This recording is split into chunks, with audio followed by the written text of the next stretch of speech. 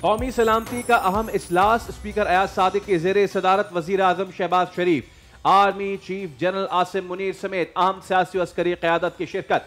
PTI अरकान का इजलास से बाइकआउट। दहशतगर्दी की ताज़ा लहर और अफगानिस्तान के किरदार के हवाले से जनरल सैयद हाफिज आसिम मुनीर की इन कैमरा इजलास को तकरीबन 1 घंटा तफसीली ब्रीफिंग। 65 की जंगे सितंबर के हीरो MM आलम की 12वीं बरसी, 1 मिनट में 5 तैयारे मार गिराने का रिकॉर्ड आज तक नाकाबिले तस्खीर। Air commodore MM Mahmood Alam ने जंग के दौरान 11 दिनों में 9 दुश्मन तैयारों को तबाह किया और 2 तैयारों को नुकसान पहुंचाया था। जंगे सितंबर के हीरो को बोल का सलाम। न्यूजीलैंड ने दूसरे T20 में भी पाकिस्तान को आउट क्लास कर दिया। कौमी टीम का 136 रन का हदफ मेजबान टीम ने 13 ओवर्स में पूरा कर दिखाया। 5 मैचेस की सीरीज में कीवीज को 2-0 की बढ़तरी हासिल। ग्रीन शर्ट्स की लगातार हार की वजूहात क्या हैं, जानेंगे आज के प्रोग्राम में। और टोक्यो की सरजमीन पर सब्ज हिलारी परचम सरबुलंद। Kokab Sarwar Tokyo marathon race में पाकिस्तान की तेज तरीन दौड़ने वाली मैराथन करार। दुनिया की 5 बड़ी मैराथन में पाकिस्तान की नुमाइंदगी करने वाली एलीट एथलीट को कोकब सर्वर आज होंगी दुनिया बोल है में हमारी मेहमान। अस्सलाम वालेकुम। दुनिया बोल है रमजान स्पेशल में मैं हूं सैयद फैसल करीम। अस्सलाम वालेकुम, मैं हूं सोनिया सुंदस। प्रोग्राम का करते हैं बाकायदा आगाज। दहशतगर्दी के खिलाफ होने वाली कौमी सलामती की पार्लिमानी कमेटी के अहम इजलास की बात करेंगे। इजलास में वज़ीर आज़म Shahbaz Sharif, army chief general Asim Munir समेत वज़ीर दिफा और अस्करी क़यादत ने शिरकत की, जिसमें मुल्क में होने वाले दहशतगर्दी के वाक़यात की रोकथाम के लिए अहम फैसले किए गए हैं। इजलास में आर्मी चीफ आसिम मुनीर ने इन कैमरा इजलास को तकरीबन 1 घंटा तफसीली ब्रीफिंग दी। बलूचिस्तान और KPK में दहशतगर्दी की ताज़ा लहर और अफगानिस्तान के किरदार से आगाह किया। वज़ीर आला अली अमीन गंडापुर ने सूबे को दरपेश खतरात और उनसे निपटने के लिए तजावीज़ पेश की। अफगानिस्तान के साथ बातचीत करने की भी तजवीज़ दी। तो सबसे पहले हम बात कर लेते हैं नुमाइंदा बोल न्यूज़ अली शेर हमारे साथ मौजूद है। अली शेर, आज का इजलास बहुत ही अहमियत का हामिल था। तकरीबन 1 घंटा आर्मी चीफ ने ब्रीफ भी किया। क्या कुछ हुआ इजलास में, ज़रा बताइए। जी बिल्कुल, इस वक्त भी पार्लिमानी कौमी सलामती कमेटी का इजलास स्पीकर अयाज सादिक की सरबराही में जारी है। और इस इजलास की ख़ास बात ये थी कि इसमें बलूचिस्तान और खैबर पख्तूनख्वा में होने वाली जो दहशतगर्दी है उसकी वजूहात, उसके तदारक की तजावीज़ और पॉलिटिकल लीडरशिप जो है वो किस तरह से बैकिंग फ्राहम करे दहशतगर्दी के ख़िलाफ़ फोर्सेस को, ये बुनियादी वतवा नज़र था। इसमें आज आर्मी चीफ जनरल सैयद हाफिज आसिम मुनीर जो हैं उन्होंने तकरीबन 55 मिनट तक ब्रीफिंग दी इन कैमरा इजलास को। और उसके साथ ही साथ वज़ीर आला खैबर पख्तूनख्वा अली अमीन गंडापुर जो हैं उन्होंने मुज़ाकरात या बातचीत को तरजीह अव्वल रख रहे हैं, लेकिन उन्होंने ऑपरेशन की खुली मुखालफत तो नहीं की, लेकिन किसी हद तक उन्होंने मुखालफत की और कहा कि जहाँ बहुत ज़रूरी हो तो वहाँ पे एक्शन किया जाना ज़रूरी है। अदरवाइज़ जो आइन को मानने वाले चाहे बलूचिस्तान में हो चाहे खैबर पख्तूनख्वा में हो तो वहाँ पे बातचीत का मौका दिया जाना चाहिए। ख्वाजा आसिफ वज़ीर दफ़ा जो हैं उन्होंने अली अमीन गंडापुर को जवाब दिया और उन्होंने कहा कि आपकी दौरे हुकूमत में इसी ऐवान में इन कैमरा सेशन हुआ था और उसमें आप लोगों ने बातचीत का रास्ता अख्तियार किया था, तो उस बातचीत के रास्ते का अंजाम देख लिया था। जो अफगानिस्तान से यहाँ पे ला के टेररिस्टों को बसाया गया उसका अंजाम देख लिया था, तो फिर आप बातचीत की तजवीज़ दे रहे हैं। लेकिन अली अमीन गंडापुर जो है उन्होंने पार्टी मौक़िफ़ जो है वो ईवान के सामने रखा। मौलाना फजलुर रहमान जो हैं उन्होंने भी अपनी तकरीर की और उन्होंने ये कहा कि उन्होंने आईने पाकिस्तान का हल्फ उठाया हुआ है और वो समझते हैं कि PTI के जो अरकान हैं उन्होंने यहाँ ऐलान किया था आने का, तो उनको यहाँ मौजूद होना चाहिए था। अगर वो उनसे मशवरा करते तो वो उनको मशवरा देते कि उन्हें इस कौमी सलामती की पॉलिसी के लिए इस ऐवान में मौजूद होना चाहिए, लेकिन अफसोस कि वो यहाँ मौजूद नहीं है। वज़ीर आज़म ने भी इसी तरह का इजहार किया था कि काश अपोजिशन के अरकान जो है वो यहाँ पे मौजूद होते। उन्होंने साथ ही साथ फोर्सेज की जो कुर्बानियाँ हैं बिल्कुल अली शेर, और ये इजलास जो है वो अभी तक जारी है। हम आपसे वक्तन फवक्तन अपडेट लेते रहेंगे। इसी पे बात कर लेते हैं। ब्रिगेडियर रिटायर्ड मसूद अहमद खान साहब दिफाई तज्ज़ियाकार हमारे साथ मौजूद है। ब्रिगेडियर साहब अस्सलाम वालेकुम, बहुत शुक्रिया आपके वक्त के लिए। कौमी सलामती कमेटी का अहम इजलास ये अभी भी जारी है। वक्त की बहुत अहम ज़रूरत थी ब्रिगेडियर साहब, और इसमें बहुत अहम फैसलों का भी इम्कान है। इस इजलास की अहमियत को कैसा देख रहे हैं?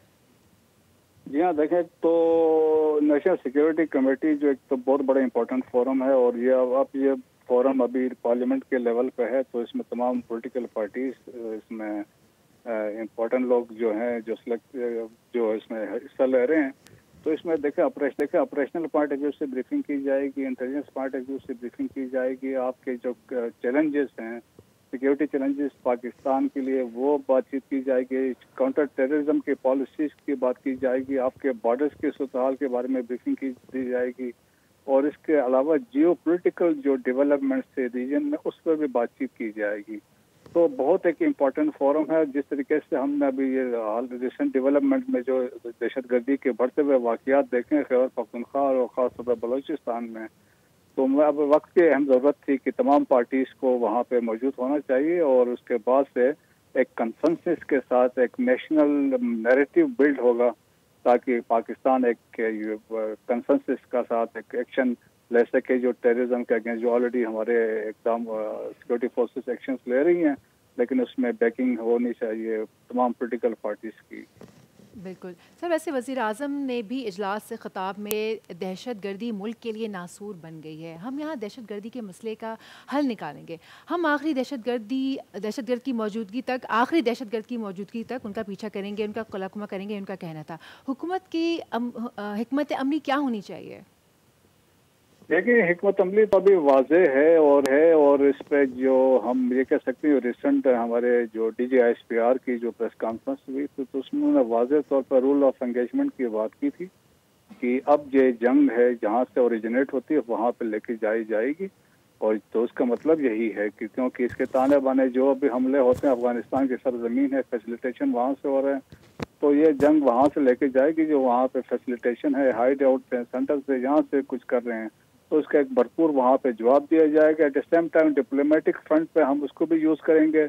रीजनल कंट्रीज जो है स्पेशली चाइना और रशिया का एक कलीदी किरदार है। फिर एग्रेसिव डिप्लोमेसी हम करेंगे और इंटरनेशनल फोरम्स पे भी आएंगे। यूनाइटेड नेशन सिक्योरिटी काउंसिल में भी देखिए ऑलरेडी शो किया, और इम्पोर्टेंट जो इंटरनेशनल कम्युनिटी के ममालिक हैं उन्होंने भी पाकिस्तान के साथ अपने सपोर्ट का इजहार किया है। तो पाकिस्तान के पास एक अपॉर्चुनिटी है और इसके हिसाब से हम तमाम वो जो ऑप्शंस हैं वो हम यूज़ करेंगे, लेकिन यकीनन काइनेटिक एक्शन ज़रूर होगा। ब्रिगेडियर साहब, आज की जो इन कैमरा इजलास है उसकी अहमियत इतनी ज़्यादा है, ऑब्वियसली ये नीड ऑफ द आवर तो है ही, लेकिन इसकी अहमियत का अंदाज़ा इससे भी लगाया जा सकता है कि सिपह सालार आला जनरल आसिफ मुनीर ने 1 घंटे तफसीली ब्रीफिंग दी है और बहुत ही अहमियत की हामिल है। इससे पहले फ़ौज की तरफ से ये बहुत क्लियर और दो टोक पैगाम आ चुका है कि जो रूल्स ऑफ गेम है वो चेंज होने जा रहे हैं। सर, एज अ नेशन हम क्या एक्सपेक्ट कर सकते हैं आने वाले दिनों में? हम कोई ऑपरेशन होता देखेंगे, कोई फुल फ्लेज्ड कार्रवाई होता देखेंगे, क्या होता देखेंगे हम? देखें, यकीनन इसमें तमाम पॉसिबिलिटीज इसमें है और दैट्स वाई कोशिश यही की गई थी कि एक कंसेंसस डेवलप हो, तमाम पॉलिटिकल पार्टीज इसमें शामिल हो। अनफॉर्चुनेटली एक पॉलिटिकल पार्टी ने इसको बाइकाट किया जिससे एक गलत मैसेज जाएगा दुश्मनों को। तो मेरे ख्याल में ये वक्त था कि सॉलिडरिटी शो करनी थी, अपनी कंसेंसस अफवाज पाकिस्तान के साथ खड़े होने को अपना डेमोस्ट्रेट करना था। लेकिन ये है कि जिस तरीके से वाकयात रिसेंट पास्ट में हुए हैं तो मेरे ख्याल में अब वो वक्त आया है कि अब कोई कंप्रोमाइज़ नहीं होगा। देखें, पहले भी हमारी क्लियर कट पॉलिसी थी इस चीफ के अंडर, अफगानिस्तान के बारे में कोई उन्होंने कहा स्टेटस को की बात नहीं होगी, कोई अपीसमेंट की बात नहीं होगी। जब जहाँ पे सॉवरेनिटी की बात होगी या टेरिटोरियल इंटीग्रिटी की बात होगी उसका भरपूर जवाब दिया जाएगा। बन्नू अटैक को हम नहीं भूले हैं जो कैंट पे हमला हुआ था, और इसके बाद ये जाफर एक्सप्रेस पे जो हुआ, तो मेरे ख्याल में देखें इसमें ताने बाने तो कंफर्म थे कि क्योंकि देवर इनकी जो जाफर एक्सप्रेस वाले वाकयात में अफगानिस्तान से राब्ते में थे, थोराए सेट के जरिए पीछे से इंडिया था, इंडियन मीडिया इसको लाइव कवर कर रहा था। तो मेरे ख्याल में हमने तमाम वो इकदाम उठाने हैं, इंडिया को भी एक्सपोज करना है इंटरनेशनल फोरम्स पे और देयर टेररिज्म इन पाकिस्तान, और at the same time Afghanistan को भी एक्सपोज करना है। यूनाइटेड स्टेट्स ने ऑलरेडी अपने कंसर्न का इजहार किया विद वेपन्स और इक्विपमेंट जो वहाँ पे अवेलेबल हैं, और जो ही वेपन्स लेके जाफर एक्सप्रेस पे लोग हमलावर हुए हैं। तो मेरे ख्याल में इंटरनेशनल कंसर्न भी है और पाकिस्तान को इस अपॉर्चुनिटी को सीज करके इंडिया और अफगानिस्तान दोनों को एक्सपोज करना चाहिए। और अफगानिस्तान में वैसे हालात जिस तरीके से बिल्ड अप हो रहे हैं, कोई मैं नहीं देख रहा हूँ कि खैर हो गया। अगले 1 साल में एक लाइकली सिविल वार के चांसेस हैं क्योंकि हक्कानीस अलग हो गए हैं, तो कंधारीज अलग हैं, और इसके अलावा देखें कि इस्लामिक स्टेट वहाँ एक्टिव है, अलकायदा एक्टिव है, फिर नॉर्दर्न रेजिस्टेंस फ्रंट होगी, तो हालात अब तेरी की तरफ जाएंगे अफगानिस्तान में। तो अफगानिस्तान के लिए ऑप्शन यही है कि वो इंटरनेशनल कम्युनिटी के साथ कोऑपरेट करे, हाइड आउट्स को डिसमेंटल करे, जो वेपन्स इक्विपमेंट है वो वापस करे। ऑल राइट ब्रिगेडियर साहब, thank you so much for your time, बहुत शुक्रिया आपका। और अली शेर, आप हमें अपडेट करते हैं इस्लामाबाद से, आप दोनों का बेहद शुक्रिया। चलिए आगे बढ़ते हैं दीगर मौजूआत की जानिब। और जो दीगर मौजू है, अगेन वही वाली बात, मैंने जो पहले आपको 2 दिन पहले बात बताई थी, आज भी मैंने वही किया जी। मैंने सहरी की, मैंने रोज़ा रख लिया, नियत कर ली, रोज़ा रख लिया और उसके बाद सो गया। क्योंकि जो हालात चल रहे हैं, जो वाक़यात चल रहे हैं, वो इस चीज़ का मुतहम्मिल हम हो नहीं सकते। वैसे हमें किसी दिन ना, अज़राए मजाक में ये बात कर रहा हूँ, किसी मौलाना साहब से पूछना चाहिए कि अगर रोजे की हालत में क्रिकेट टीम की ऐसी परफॉर्मेंस हो तो फिर क्या करना चाहिए रोजा मुकर्रर हाँ हो तो नहीं जाएगा, क्योंकि जो देख रहा है वो बस ऐसे ही देख रहा है, नहीं जल रहा है ना देखने वाले का। सबसे अहम बात यह है कि कप्तान सलमान अली आगा ने जो बयान दिया वो बहुत खूबसूरत है। उन्होंने कहा है कि देखें, हम सीख रहे हैं और देखिए सीखते सीखते हमने ये किया कि पिछले मैच से तो अच्छा ही खेला ना हमने, तो नाजरीन अगर यही स्पीड रही इंशाअल्लाह ताला हम 8वां मैच जो है वो जीत जाएंगे। हालांकि ये 5 मैचेस की ही सीरीज़ है। आज हुआ ये, आपको तो पता ही है, बारिश की वजह से मैच महदूद कर दिया गया था। 15 ओवर का खेल हुआ था। 15 ओवर में पाकिस्तान ने 135 रन बनाए थे, 136 का टारगेट दिया। अगली टीम ने उसको हंसते खेलते ऐसा पूरा किया जैसे टारगेट था ही नहीं। नाजरीन, आज की हाईलाइट जो थी वो ऑब्वियसली हमारी बैटिंग तो थी ही, लेकिन फैसल न्यूजीलैंड की टीम तो हमें पता है कि इतनी स्ट्रांग है। जी। तो हम क्यों नहीं प्रैक्टिस करके जाते? मतलब बार बार हमें हारने का जोश है क्या? मतलब एक होता है, ये प्रैक्टिस उन्होंने की है, ये प्रैक्टिस है, ये तो गली मोहल्ले में जो बच्चे खेलते हैं वो अच्छा ज्यादा खेलते हैं। सबसे अच्छी प्रैक्टिस की आज छक्के खाने की। फवाद मुस्तफा क्रिकेट एक्सपर्ट हमारे साथ मौजूद है। अस्सलाम वालेकुम फवाद भाई, उम्मीद है खैरियत से होंगे। अच्छा, ये मैच दिखने के बाद भी खैरियत से हैं आप? वालेकुम अस्सलाम, कैसे हैं आप लोग? खैरियत से हैं? अच्छा, बात सारी ये फैसल के हमने पूरा बोल पे चैंपियंस ट्रॉफी की ट्रांसमिशन की और मेरा कहना आपको ये था कि हम इस कैटेगरी में जिसमें बांग्लादेश, अफगानिस्तान, अमेरिका, ये नीचे की टीमें आती हैं क्योंकि हमारी क्रिकेट यहाँ पहुंच गई है। हमारा मसला ये है कि कल मैंने बड़ी अच्छी एक वीडियो देखी, सोहेब मकसूद हमारे फॉर्मर क्रिकेटर, उन्होंने बहुत ही लॉजिकल बात की है। पहली बार मैंने किसी क्रिकेटर को ग्रास रूट लेवल पे जो कुछ हो रही है तबाही, उसके बारे में बात करते हुए सुना। क्योंकि मसला सारा ये हो रहा है फैसले पिछले 8-10 साल से कि स्ट्रक्चर में दरारें पड़ रही हैं और हम जो है वो इमारत पे रंग रोगन करके उसे खूबसूरत बनाने की कोशिशें कर रहे हैं। मैं आपको बता दूं, ये जो हो रहा है ये नजर आ रहा है और आगे जो हो रहा है वो भी नजर आएगा, क्योंकि क्रिकेट आपकी हॉकी की सतह पर जाने वाली है।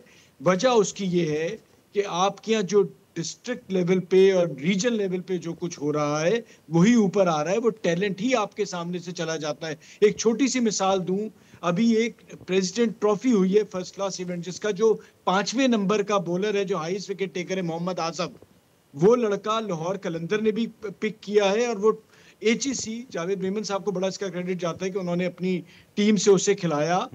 वो डिस्ट्रिक्ट की टीम में सिलेक्ट नहीं हुआ था। तो अगर तो ये डिपार्टमेंट की क्रिकेट नहीं होती और ये फ्रेंचाइज क्रिकेट वगैरह ना होती तो इस तरह के कितने बच्चे खो जाते हैं।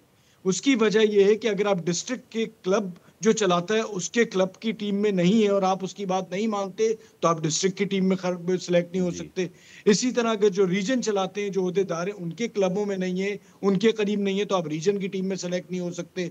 तो जब अच्छा खासा टैलेंट जो है वो यहीं से खो जाता है तो फिर आगे आपको क्या मिल रहा है? सर, आगे, दूसरा ये है कि स्पोर्ट्समैन गुलाम, आगे हमें ये मिल रहा है ना कि शुएब मलिक मेंटोर भी हैं।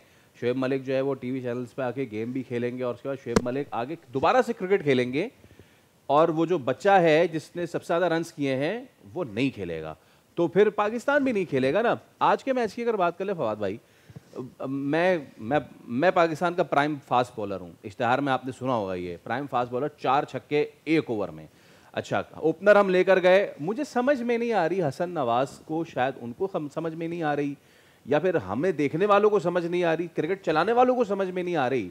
आप पहले मैच में इसी तरह आउट हुए हैं, दूसरे मैच में आप ना पिच असेस कर रहे हैं ना कंडीशन असेस कर रहे हैं। ये लाहौर या कराची की पिच नहीं है जहाँ पे इतना तेज़ हवा नहीं चलता है, हिलता जुलता नहीं है। फवाद भाई, पाकिस्तान की कैप लेना इतना सस्ता है क्या? जी बिल्कुल हो गया। उसकी वजह है कि नीचे से आपके क्रिकेटर नहीं आ रहे, प्लेयर नहीं आ रहे। हम सब इन्हीं बच्चों के नाम ले रहे थे, हम नियाजी का नाम भी ले रहे थे, हम हारिस की बात भी कर रहे थे, हम बाकी सारों की भी बात कर रहे थे, क्योंकि ये यहाँ पर परफॉर्म कर रहे थे। बट इंटरनेशनल लेवल पे जब ये मुकाबला करने जाते हैं तो ये उनके लेवल पे नहीं खड़े हैं। आपने बॉलर्स की बात की, हम बॉलर्स को बहुत बुरा भला कहते हैं। प्रॉब्लम सारी ये है कि अब हर जगह 200 से ऊपर की क्रिकेट हो गई है। आप देखें, बैटिंग ही मुख्तलिफ अंदाज में हो रही है। ये T20 खेल ही बैटर का है। हम अभी तक इस चीज को समझ ही नहीं रहे। आप अपने यहाँ भी देखें, T20 नेशनल टूर्नामेंट हो रहा है, टीवी पे आ रहा है, आप देखिएगा शाम मगरिब के बाद आपको क्वालिटी का अंदाज होगा कि दुनिया में क्या खेला जा रहा है, हम क्या कर रहे हैं। साथ साथ अब दुनिया खुल गई है। सऊदी अरब में बहुत बड़ी लीग हो रही है, वो आपके वहां लड़के चले जाएंगे, यूएई चले गए हैं। अभी ऑस्ट्रेलिया में एक पेसर्स क्रिकेट एकेडमी आई हुई है, कराची, लाहौर, वो यहाँ से लड़के लेके जा रहे हैं। तो इंजीनियर्स, डॉक्टर्स की तरह ये बहुत से ऐसे बच्चे हैं जिनमें पोटेंशियल होगी, वो चले जाएंगे। और हमारा प्रॉब्लम ये है, इवन क्रिकेट बोर्ड का भी वो समझ रहे हैं ऊपर की सतह पे वो बड़े बड़े नामों को लगा के क्रिकेट को ठीक कर देंगे। प्रॉब्लम नीचे है। और मसला सारा ये है कि अब वो मोनोपोली भी नहीं है कि आप लड़के को कहेंगे कि मैंने देखता हूं मैं कैसे खेलता है, क्योंकि लड़के के पास भी ऑप्शन आ गए हैं। तो हम जब तक अपनी बुनियाद को ठीक नहीं करेंगे, जब तक स्ट्रक्चर को ठीक नहीं करेंगे, हमारी यहाँ बेहतरी नहीं आएगी। और ये जो माफियाज बैठे हुए हैं उनको नहीं रोका जाएगा। कोचेस भी जो हैं वो रीजन और डिस्ट्रिक्ट के लोगों की मर्जी से लगते हैं। तो कोच बेचारे की भी जो है वो लिमिटेड ऑप्शन है, वो अपनी मर्जी के प्लेयर्स नहीं खिला सकता। सर, तबाही तबाही है। इसी वजह से ये सूरत हाल है। बाकी अल्लाह मालिक है, ऐसे ही चल रहा है, ऐसे ही चलता रहेगा अगर इन चीजों पे ध्यान नहीं दिया गया। हम तो क्रिकेट, आपको भी पैशन है, मेरा भी शौक है, देखिए क्रिकेट पाकिस्तान की ऊपर जाते हुए और इस सतह पे जाते हुए दुख होता है, अफसोस होता है, लेकिन रियलिटी यही है जो आपको अब टीवी स्क्रीन पे नजर आ रहा है। अब अगर आपने देख दो मैच इत्तेफाक से जीत लिए तो फिर सब कुछ आप भूल जाएंगे। लेकिन आप अगर अपने आप को टॉप टीम दुनिया की बनाना चाहते हैं तो नीचे जो स्ट्रक्चर में कोताहियां हैं, जो बेईमानियां हैं, उन चीजों को खत्म करना पड़ेगा। और मैं सबसे बड़ी मिसाल मैंने मोहम्मद आजम की दे दी, जाए जो भी चाहे चेक कर लें कि 5वें नंबर के वो बॉलर हैं और वो डिस्ट्रिक्ट की टीम में सेलेक्ट नहीं हुए थे। आप सोचें जरा। जनाब, जैसे कि आतिफ असलम साहब कह गए कि अब तो आदत सी है मुझको ऐसे जीने में, तो ये आदत मेरे ख्याल से अपनानी होगी जब तक हमारा डोमेस्टिक स्ट्रक्चर ठीक नहीं हो जाता। फवाद मुस्तफ़ा साहब, बहुत शुक्रिया, थैंक यू टाइम। तो पाकिस्तान एक और मैच हार चुका है। जी, मैं तो सिर्फ उनकी एक बात जो है ना मेरे जहन को चिपक गई। उन्होंने कहा ना कि जो ज़मीन बोस हो जाती है इमारत, अगर आप ऊपर ही ऊपर रंगो रोगन करते चले जाएं तो हमारी इमारत हो गई हो, मेरे ख्याल से अब ख़त्म हो चुकी है। अब उसको दोबारा से तामीर करने का वक्त आ गया है। भी कितनी तकलीफ हो रही है, जाहिर सी बात है। क्रिकेट हमारा ऐसा है जैसे बिल्कुल चमकता दमकता सितारा, और हम खुद अपने हाथों से उसका कबाड़ा कर रहे हैं अनफॉर्चुनेटली। लेते हैं छोटा सा ब्रेक के बाद हाजिर होता है।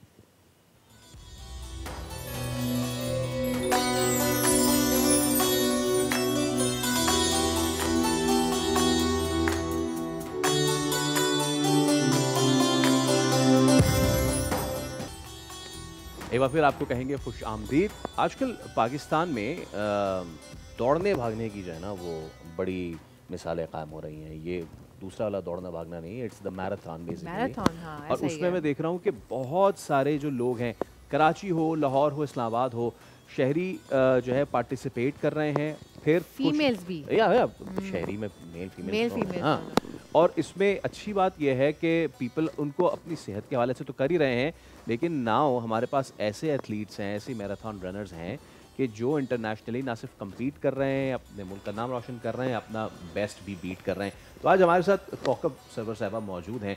कौकब के जो फास्टेस्ट पाकिस्तानी हैं, जिन्होंने जो मैराथन हुई है टोक्यो मैराथन, उसमें इन्होंने अपना जो है बेस्ट भी इन्होंने बीट किया है। तो हम कौकब से मजीद बात कर लेते हैं, हम खुद आपको कितना कुछ बताएं। कौकब, अस्सलाम वालेकुम। Thank you so much for coming. Thank you for having me. गाड़ी से आई ना? नहीं जी, अभी तो गाड़ी से है। It's commendable Kaukab. मैं देख रहा हूँ कि जितना ये पूरा सर्किट शहर कराची से लेके लाहौर, इस्लामाबाद, इतना अच्छा, इतना हेल्दी ये एक्टिविटी हो रही है, और अब आप लोगों ने इसको इतना सीरियस लिया है। You are going to the world and beating them ना।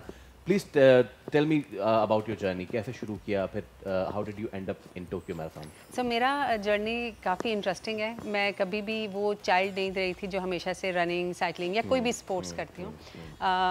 एक्चुअली मुझे कभी ऐसा एक्सपोजर मिला भी नहीं था।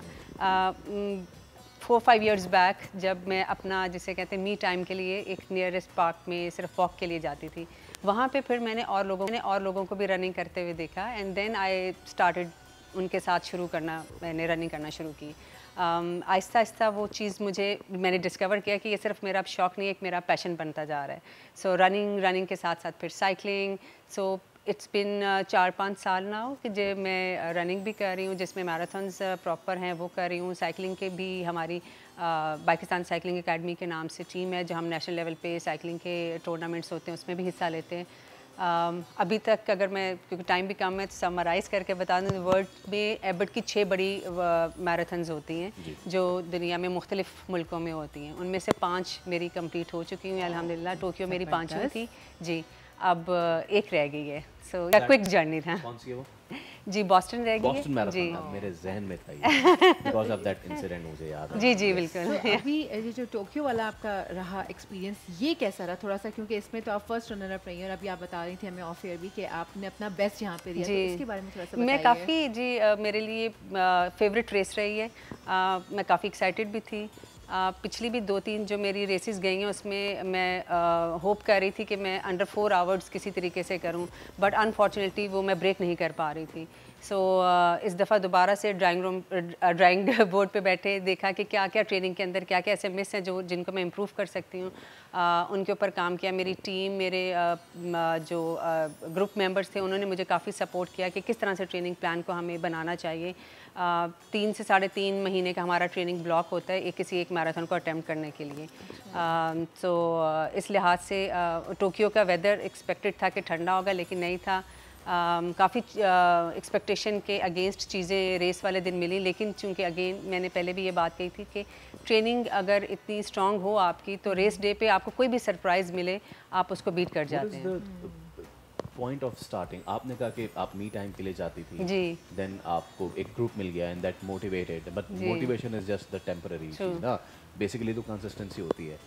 A layman sitting in drawing room, a layman sitting in front of you, कहाँ से वो स्टार्ट करे? Right from picking up the right shoes. अपनी बात कर रहा हूँ भाई, आप भी, हम दोनों लेमैन हैं। अपनी बात कर रहा हूँ यार, मुझे तो जरूरत भी है फिलहाल। Right from picking the right shoes ना, किस तरीके से स्टार्ट करें और आपको उस बीस्ट मोड में आने में कितना टाइम लगा? मेरा चूँकि पर्सनल मैं आपको एक्सपीरियंस से बता रही हूँ कि कोई ऐसा फार्मूला नहीं है जो कहीं मैंने पढ़ा हो ये चीज़ें। तो आप यकीन नहीं करेंगे कि वैसे तो हमारे अब रनिंग के अंदर बहुत सारा चीज़ें देखने के बाद पता चला कि जी अच्छा ये शूज़ होते हैं, ये ट्रेनिंग का जूता है, ये रेस जूत का जूता है। लेकिन आप यकीन करेंगे कि जब मैंने शुरू की थी मैं बिल्कुल नॉर्मल बाटा के जूते से मैंने शुरू किया था, क्योंकि मुझे कोई इस तरह का एक्सपीरियंस ही नहीं था। जो एक चीज़ आई थिंक जिसने मुझे हेल्प किया, और आपने बहुत राइटली वो वर्ड यूज़ किया, it's the consistency and the discipline. जब आपको कुछ भी नहीं चाहिए, आपके पास जो रनिंग शूज़ हैं आप वो लें, पहने, और बस आप तो शुरुआत करें। आपके पास नियरेस्ट पार्क है वहाँ चले जाएं, रोड है। रनिंग का सबसे अच्छी चीज़ यही है कि आपको बहुत सारे कोई इक्विपमेंट, कोई प्रॉपर किसी जगह पे जाने की ज़रूरत नहीं है। आप घर से निकलें और आप रनिंग करना शुरू कर दें। एंड ट्रस्ट मी, जब आप थोड़ी सा डिसिप्लिन लेके आएंगे, 4-5 दिन आप कंसिस्टेंसी वो दिखाएंगे, आपको खुद ही से इसके अंदर मज़ा आना शुरू हो जाएगा। सो जो भी लोग शुरू करना चाहते हैं, ये बिल्कुल भी कोई रॉकेट साइंस नहीं है, ये बहुत ही कोई आसान चीज़ है। आई थिंक रनिंग बाकी स्पोर्ट्स में से, बिकॉज मैं साइकिलिंग भी करती हूँ, उसमें यस हमें बहुत इक्विपमेंट की ज़रूरत चाहिए। साइकिलिंग से आप हेल्प मिली है, क्योंकि जितना वर्कआउट करते हैं स्टैमिना आपका इंक्रीज होता है, स्ट्रेंथ आपकी इंक्रीज होती है। जी, ये सारे स्पोर्ट्स एक दूसरे के साथ इंटरलिंक्ड हैं, बिकॉज अगर अच्छी रनिंग या अच्छी साइकिलिंग करनी है तो उसके लिए मुझे जिम भी मेरे लिए उतना ही इक्वली इंपॉर्टेंट है, बिकॉज जब तक स्ट्रेंथ नहीं होगी तब तक आप इन दोनों स्पोर्ट्स के अंदर उस तरह से एक्सेल नहीं कर पाएंगे। एंड आई थिंक बाकी भी, अभी जैसे आप तलहा से भी बात कर रहे थे, उनके लिए भी, या इवन क्रिकेट है, सबके लिए जिम की स्ट्रेंथ ट्रेनिंग उतनी इक्वली इंपॉर्टेंट है। अगर एक बंदा स्टार्ट कर रहा है, वो पहले हफ्ते में कितना टारगेट करे, पहले महीने में कितना टारगेट करे? बिकॉज हम शुरुआत में तो हम सिर्फ जस्ट फॉर द एक मूड बनाने के लिए हम करते हैं, बट देन आपको कहीं ना कहीं फिर टारगेटेड चीज़ें करनी पड़ती है। सो मेरा अपना मानना ये है कि अब पहले 1 महीना 2 महीना जस्ट इंजॉय करें। You don't set any target, just आप रिदम में आएँ, बिकॉज हर बंदे की बॉडी डिफरेंट होती है, male to female it's different आप नंबर्स प्रोड्यूस कर रहे होते हैं, एज वाइज फ़र्क होता है, तो हर बंदे का एक डिफरेंट वो है। आपको अपने आप से ही कम्पीट करना है, so why not to enjoy first. पहले मैं उसको इन्जॉय तो करना शुरू करूँ, उसके बाद से फिर मैं टारगेट करना शुरू करूँगी। हाँ, मुझे और मेरे पास उस वक्त तक नंबर्स भी आ जाएंगे कि अच्छा मैं 1 घंटे में लेट्स से 6-7 किलोमीटर कर लेता हूँ, अब मुझे 5 मिनट और बढ़ाने चाहिए, अगली दफ़ा मैं 10 मिनट और बढ़ाऊँगा, इस दफ़ा मेरी ये स्पीड रही है, नेक्स्ट टाइम मैं थोड़ा सा और अपने आप को पुश करूँगा। सो दैट्स हाउ आप पुश करते रहते हैं, आप अपने आप को मोटिवेट करते हैं। एग्जैक्टली। इसमें फिर खवातीन का जो भी होता है, लाइक हम तो कुछ करते हैं, लेकिन फैमिली की कितनी सपोर्ट रही इस तमाम चीज़ में? मैं very openly and very proudly बहुत ज़्यादा, बिकॉज माशाल्लाह से मेरा अब बेटे की एज 14 साल है और अगर मैं 5-6 साल से ये काम कर रही हूँ तो इसमें मेरे हस्बैंड का एक बहुत क्रिटिकल रोल है। सो मेरे हस्बैंड ने हमेशा मुझे बहुत सपोर्ट किया। उसके अलावा मेरे ऑफिस कॉलीग ने मुझे बहुत ज़्यादा सपोर्ट किया हमेशा, because I work for a multinational. हमारे वर्किंग आवर्स स्टार्ट हो जाते हैं 9:30 से। इसका मतलब है कि मेरे पास जो भी अपनी ट्रेनिंग का टाइम है वो सुबह है, वर्किंग आवर्स के अलावा है आपके या पास सो उस टाइम को निकालने के लिए मेरे हस्बैंड की बहुत सपोर्ट होती है। बच्चे का स्कूल है और बहुत सारी चीज़ें हैं, घर की चीज़ें। सो फैमिली की सपोर्ट, फ्रेंड्स की सपोर्ट, ऑफिस की सपोर्ट, हर चीज़ अल्लाह का शुक्र है कि मेरी फेवर में रही हैं। और कहीं ना कहीं अगर चीज़ें आपकी फेवर में नहीं भी होती तो आई थिंक थोड़ा सा आपको एक्स्ट्रा पुश खुद भी देना पड़ता है। कुछ वो चीज़ें आपको रास्ते खुद क्रिएट भी करने पड़ते हैं। सो अगर आपका एम्बिशन है और आप है कि मुझे कुछ चीज़ करनी है तो अगर चीज़ें फेवर में नहीं भी होती तो आप खुद रास्ता बना लेते हैं। There is a will, there is a way. One step at a time, not 10 kilometers on the first Absolutely. day. Few meters and then it will Absolutely. छोटे-छोटे गोल्स, छोटे-छोटे टारगेट सेट करने चाहिए। Thank you so much. बहुत शुक्रिया Boston marathon के लिए आपको बहुत बहुत बेस्ट ऑफ लक। और जब आप वो करेंगी तो हम आपको फिर से मुलाकात होगी आपसे थैंक यू सो मच। उस दिन बात के वक्त आइएगा। बहुत शुक्रिया। तो कौकब सरवर थी हमारे साथ। इसी के साथ हम ले रहे ब्रेक, लेकिन ब्रेक के बाद आपसे मुलाकात होगी किचन में, तो कॉपी पेंसिल संभाल के रखिए। आज देखते हैं बोल के किचन में क्या सरप्राइज बनने वाला है। Let's take a break.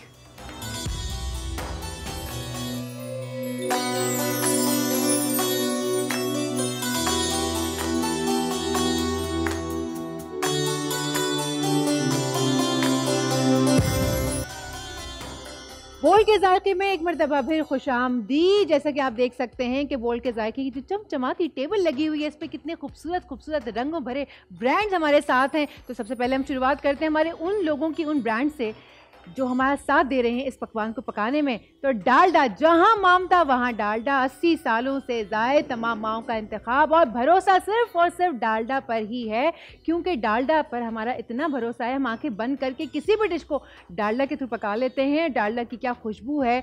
जितने भी वो लोग जो कुकिंग से शगफ रखते हैं वो डालडा का ही इंतखाब करते हैं। और ख़ासतौर पर मैं इस बॉटल को ज़रूर इंडोर्स करती हूँ कि भाई ये देखिए, डालडा का जो ऑलिव ऑयल है ये एक्स्ट्रा वर्जिन ऑलिव ऑयल है। ये बॉटल भी बड़ी खूबसूरत है। 1 चम्मच, महज 1 चम्मच, 1 टीस्पून अगर आप बिफोर सहरी और बिफोर इफ्तार के फ़ौरन बाद एम्प्टी स्टमक ले लें तो आपकी गट हेल्थ ऐसी ज़बरदस्त हो जाएगी कि आप दुआएं देंगे मुझे। उसके अलावा डालडा ला रहा है ईद से पहले ईदी 250 रुपये तक की बचत। 250 रुपये तक का फ्लैट ऑफ आपको मिल सकता है। और जनाब पैकेजिंग ज़रा चेक कीजिए, थ्रू आउट रमज़ान आपको इतनी खूबसूरत पैकेजिंग मिलेगी। ये देखिए, ये मेरा फेवरेट क्यों है, क्योंकि ये बिल्कुल नहीं गिरता। ये पाउच आप कहीं पर भी ऐसे टिका सकते हैं, इस्तेमाल करने के बाद ये बिल्कुल भी नहीं गिरेगा। और साथ साथ भाई ये कॉम्प्रोमाइज़ नहीं करते किसी भी चीज़ के ऊपर, बिल्कुल परफेक्ट चीज़ होती है। सारी पैकेजिंग, ऑयल की मेंटेनेंस, ना कोई स्मेल होती है ना कुछ होता है। इतना ज़बरदस्त ऑयल है और मैं तो अपने बचपन से देखती आ रही हूँ कि ये ऑयल की जो क्वालिटी है ना ये चेंज नहीं हुई है, वैसी की वैसी है। तो मेरा अपना भी इंतखाब जो है वो डालडा ही है। उसके बाद जो हमारा साथ देते हैं सोब्रूसो, जनाब सोब्रूसो की तो क्या ही बात है। कितने आइटम्स सोब्रूसो के ऐसे हैं कि जो आप आंखें बंद करके बस फ्रीज़र में फ्रीज़ करें। डेली बेसिस पे इफ्तार में अगर आप एक एक प्रोडक्ट भी निकाल के इस्तेमाल करें तो मेरे ख्याल से सारे रोज़े गुजर जाएंगे, सारा रमज़ान गुजर जाएगा, लेकिन सोब्रूसो के आइटम्स ख़त्म नहीं होंगे। सोब्रूसो ना अपनी चिकन क्वालिटी पे कॉम्प्रोमाइज़ करते हैं, ना अपनी पैकेजिंग पे कॉम्प्रोमाइज़ करते हैं, ना ही क्वालिटी पे और ना ही उनके जायकों पे कॉम्प्रोमाइज़ होता है। साथ साथ सबसे आखिर में बट नॉट द लीस्ट, मरहबा शरबत गुलबहार, फलों फूलों और जड़ी बूटियों के अर्कियात से तैयार करदा। जहां प्यार वहां पर शरबत मरहबा गुलबहार। साथ में आपको ये बताऊं कि इसमें रिफाइंड शुगर शामिल होती है, तो आपको इसमें शुगर ऐड करने की ज़्यादा ज़रूरत भी नहीं है। आप डायरेक्टली इसको पी सकते हैं और क्या कमाल का शरबत है, ऑर्गेनिक है सबसे ज़्यादा। अच्छा जनाब, अब आ जाते हैं ज़रा रेसिपी के ऊपर, लेकिन रेसिपी से पहले मैं अकेली किचन में क्या करूँगी, मुझे एक हेल्पर की ज़रूरत है। मैं हेल्प कर देता हूँ आपकी। यार कैसी हैं आप, खैरियत से? आ गए किचन में, किचन की तबाही और बर्बादी फैलाने आ गए हैं। Your wish is my command। बताएं आपको क्या चाहिए। झाड़ू पोछा शुरू करेंगे। अभी तो कर रहा था मैं, अभी तो किया है मैंने। बिस्मिल्लाह। हाँ बिल्कुल, देखिए, वाकई जो कहने की बात है, वो तो कम से कम करे ना। तो मैं बिल्कुल, झाड़ू पोछा तो वो कर लूंगा। सफाई के लिए हमने फैसल को रख जी, लिया जी, अपने बिल्कुल, किचन ये देखिए, की, मैंने साफ कर पकाने दिया। के लिए बोल के जाके मैं क्यों? सफाई के लिए कल फैसल। मैंने सही पीसा नहीं था। हाँ कितना अच्छा पीसा था, और वो जो आपने बादाम पिस्ते ऐसे ऐसे गिराए थे, क्या ही कमाल गिराए थे पिस्ते, वो और क्या मैंने ही तबाही फेरी थी मेरी डेकोरेशन पे आपने। Guinness book of world record में डाल दिया, वो जबरदस्त है वो। आज की रेसिपी बता देते हैं भाई इनको कि आज मैं क्या बनाने वाली हूँ। आज हम ब्लैक पेपर चिकन हांडी बनाने वाले, झटपट तैयार हो जाती है। रेसिपी कार्ड हम थोड़ी देर में शेयर कर देंगे। मैं आपको वैसे वर्बली थोड़ी सी इसकी रेसिपी बता देती हूँ। सबरूसो का बोनलेस चिकन जो है वो मैंने इस्तेमाल किया है, और मैंने यहाँ पर वो चिकन बॉईल करके डन करके रखा है, क्योंकि मेरे पास ज़रा टाइम कम होता है। मैं चाहती हूँ आपको रेसिपी प्रॉपर्ली दिखा दूँ, तो ये आप देख सकते हैं, ये बॉईल करके रखा हुआ चिकन सबरूसो जो है ये तो कितना नहीं बॉयल नहीं, वो होता है रॉ मीट होता है। हाँ, मैं इसको अच्छा। यहाँ पर कुक कर देती हूँ कि क्यूब्स की सूरत में। ये बोनलेस हांडी का ये कट होता है, आप इसको उठाएं और पकाना शुरू कर दें किसी भी चीज़ में। कसाई के पास जाने की जरूरत नहीं है आपको। बिल्कुल, बस आप जाएं सबरूसो का फ्रीजर खोलें, निकाल के ले आइए, और बिल्कुल प्रॉपर हाइजीन के ऊपर कोई इनका कॉम्प्रोमाइज़ नहीं होता। ज़बरदस्त टेस्ट है, ड्राई नहीं होती चिकन, सबसे मज़ेदार बात ये। अच्छा, चिकन की जो हम ये ब्लैक पेपर हांडी बना रहे हैं, इसमें हम ये 1 किलो मैंने सबरूसो का बोनलेस हांडी का चिकन पूरा ले लिया है, बॉईल करके। लहसुन अदरक के साथ आधा चम्मच नमक डाल के मैंने इसको बॉईल करके यहाँ रखा है। साथ में इसमें पड़ेगी प्याज, 2 मीडियम प्याज लेकर ये इसका मैंने आधा कप पानी में पेस्ट बना के रखा हुआ है। ये आप देख सकते हैं, बिल्कुल इसी तरीके से आपको बनाना है। इसमें पड़ेगा दही, ये 1 प्याली दही हमने ले लिया है। आप फ्रेश दही किसी भी ब्रांड का जो भी लेना चाहें आप आराम से ले सकते हैं। साथ में इसमें जाएगी क्रीम, ये भी 1 प्याली क्रीम है। ये देखिए, ये मैंने प्याली में भर के रखी हुई है क्रीम, ये जाएगी क्रीम इसके अंदर। इसमें जाएंगी हरी मिर्चें, इसमें किसी भी किस्म की लाल मिर्च नहीं ऐड होनी है, इसका रंग ख़राब हो जाएगा। प्लीज़ तो कोशिश कीजिएगा कि उससे दूर रहिए। ये हरी मिर्चें देखिए कितनी खूबसूरत लग रही हैं, आहा हा, ज़बरदस्त। ये हरी मिर्चें जाएंगी इसमें।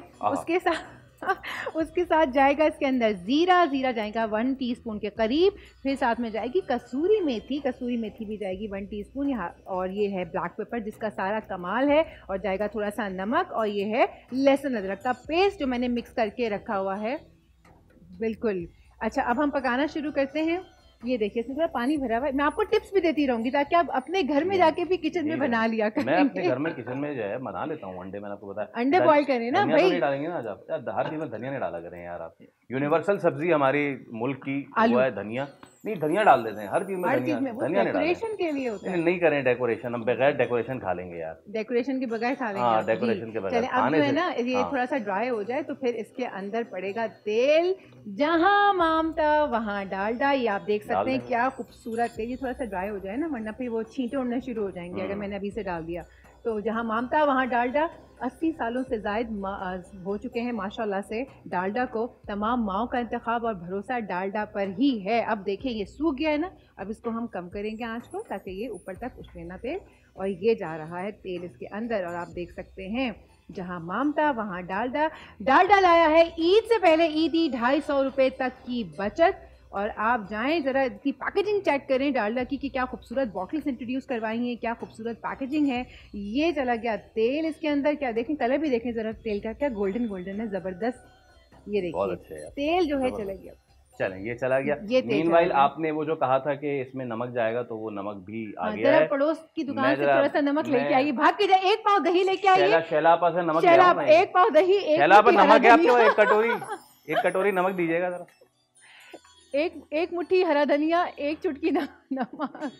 जो है वो इतनी सखी नहीं है कि वो सब कुछ दे दें। अच्छा, ये देखिए मैं मांग के लाया हूँ शैलापा से, शैलापा ने दे दिया नमक आ गया। मैं नहीं होता तो क्या करता मैं। हाँ तो ठीक है, इतना नमक काफी है, और क्या जहर बना के मारना थोड़ी। इतना नमक काफी है ना जी, काफी है, काफी आज के लिए काफी है, बाकी कल अल्लाह देगा। काफी है, बिल्कुल आज के लिए काफी। अच्छा, हम ना इसको बनाना शुरू करते हैं, इसकी थोड़ी सी आंच कम करते हैं। अच्छा, सबसे पहले इसके अंदर जाएगी प्याज, और मैं सोच रही हूँ प्याज का पानी थोड़ा सा निथार दूँ, यानी कि इसको थोड़ा सा निकाल दूँ। ऐसा ना हो कि ये बहुत ऊपर तक छींटे उड़ाए, हमारे ऊपर आएंगे कपड़ों पर। मैंने तो एप्रन पहना हुआ है डालडा का, आपने नहीं पहना हुआ। मैं पीछे हो जाऊँगा। हाँ जी, इसीलिए मैं कह रही हूँ। ये गई इसके अंदर प्याज, और प्याज जाने के बाद अच्छा एक चीज़ और कि इसके अंदर डलते हैं पिसे हुए काजू।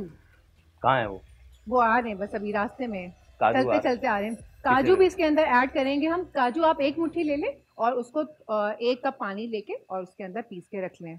वो मैं ये करता हूँ कि जब कोई घर में वाइट हांडी बनती है तो उसमें I just put it there, काजू तोड़ का के, पेस्ट नहीं तोड़ के, अच्छा क्योंकि वो तो एक मुंह में आ जाते हैं, लेकिन पेस्ट का जो आता है ना वो तो काजू एक ऐसा ड्राई फ्रूट है जिसका टेस्ट अक्सर बड़ा ही स्वीटिश सा है ना, वो बहुत थोड़ा सा एग्जैक्टली, लेकिन अगर उसको रोस्ट करते हैं ना, सॉल्ट के साथ रोस्टेड होता है तो उसका अलग जायका हो जाता है, और अगर आप उसको वैसे रॉ खाएं वो अलग जायका हो जाता है। हर चीज को रोस्ट कर रहे हैं, नहीं यार हर चीज को रोस्ट नहीं करें, आप जो है जैसा उसको बनाए। अच्छा, ये आप क्या कर रही हैं? ये बस प्याज हमारी तली जाएगी, हमने इसको क्योंकि हमारी चीजें सारी रखी हुई हैं, बस ये पकना है, इसके अंदर शामिल होगा और ये ना तैयार हो जाएगा।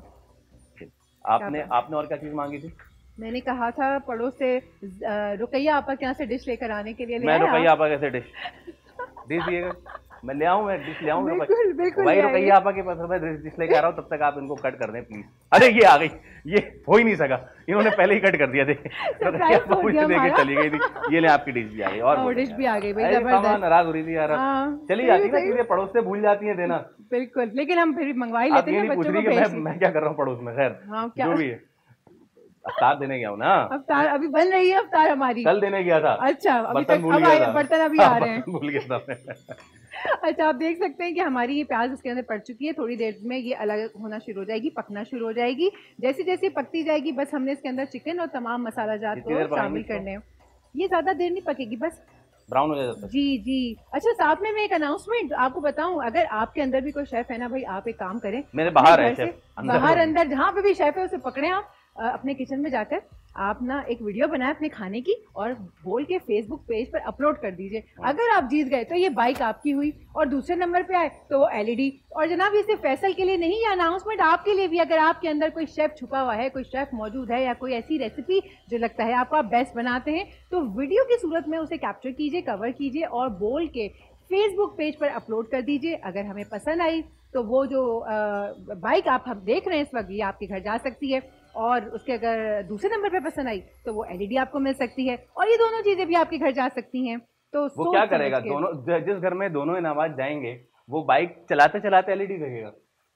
जी, बाइक चलाएं, हाँ एलईडी भाई, एलईडी दिखाइए ना, ये देखिए क्या खूबसूरत एलईडी है, बड़ा सारा एलईडी है, और बाइक भी बड़ी अच्छी है। खुदा का वास्ता दिखा दे यार, ये दिखा दिया। दूसरे नंबर पे आने के लिए मरहबा शरबत गुलबहार की तरफ से एलईडी मिलेगी, जो पहले नंबर पे आएगा उनको मिलेगी ये बाइक। बाय द वे, हमारे पास रेसिपीज आना शुरू हो गई हैं, और आपके पास अब बहुत ही थोड़े, हम इसको वैसे अनाउंस आखिरी दिन करेंगे, आखिरी दिन 2-3 रोजों में हम इसे अनाउंस कर देंगे, 27वीं के बाद। हाँ, 27वीं की बात किसी वक्त भी आपके पास वक्त जो है ना कम है, मुकाबला सबसे सख्त होता जा रहा है, तो आप अपनी रेसिपीज बना के भेजें। और जो अगर मेरे घर में भी ये सुन रहे हैं तो वो मुझे भेज दें, मैं इनको भेज दूंगा, हम पीछे से कोई साजबाज कर लेंगे। नहीं, ये मैं मजाक कर रहा हूँ, it will very transparent. Meanwhile Sonia ने बेहतरीन कारकर्दगी का मुजाहरा करते हुए और एक कदम आगे बढ़ाते हुए किचन में चिकन सारी डाल दी है कढ़ाई में, और ये अब इसमें मिक्स होगी, और ये साथ साथ बस पकती जाएगी, और हम इसको पकाते जाएंगे, चलाते जाएंगे, प्याज जो है वो होती जाएगी। अब ये चिकन को अगर मैं नहीं भी बॉईल करती ना फैसल, तब भी ये झटपट पक जाता, लेकिन मैंने इसको बॉईल इंटेंशनली करके रखा हुआ है। अच्छा, आप देखिए रेसिपी कार्ड जो है वो भी आ जाता है सामने, तो जिनसे मिस हो गया वो आ गया रेसिपी कार्ड। जनाब, आज सोनिया ने बनाया ब्लैक पेपर चिकन, जिसमें 700 ग्राम बोनलेस चिकन, आप पूरा किलो भी डाल सकते हैं, हमने किलो ही लिया ना।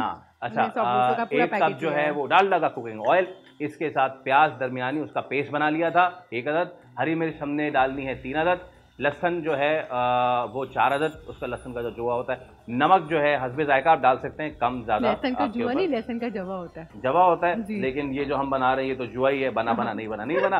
काली मिर्च का पाउडर, और जनाब लो आखिरी 2 चीज, ये आप देख ले, काली मिर्च का पाउडर, कसूरी मेथी, मुझे याद रह गया, देखा आहिस्ता आहिस्ता मैं याद कर लूंगा मैं। जी, अच्छी बात है ना। मैं चाह रही हूँ जब आप घर जाए ना, एक दिन आप सरप्राइज दें, घर पे खड़े होकर कोई, भाई मैं वहाँ सीख के आया हूँ, पता नहीं फिर आगे से सरप्राइज की जगह मुझे क्या मिलेगा।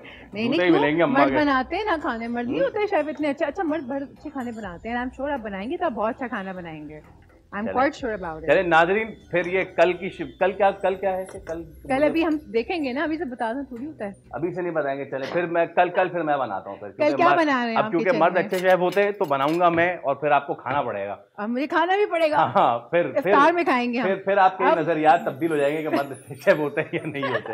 नहीं, लेकिन ये देखिए, इसमें जा रहा है नमक, थोड़ा सा इसमें जा रहा है ये नमक, तकरीबन आधा चाय का चम्मच था, और ये लहसुन अदरक का पेस्ट इसके अंदर करवा लें आप, मर्द आपसे मैं उसके ऊपर सर्व करवाऊंगी ना। अच्छा, मैं सिर्फ सर्व करूँ, मर्द अच्छा सर्वर होता है खाली।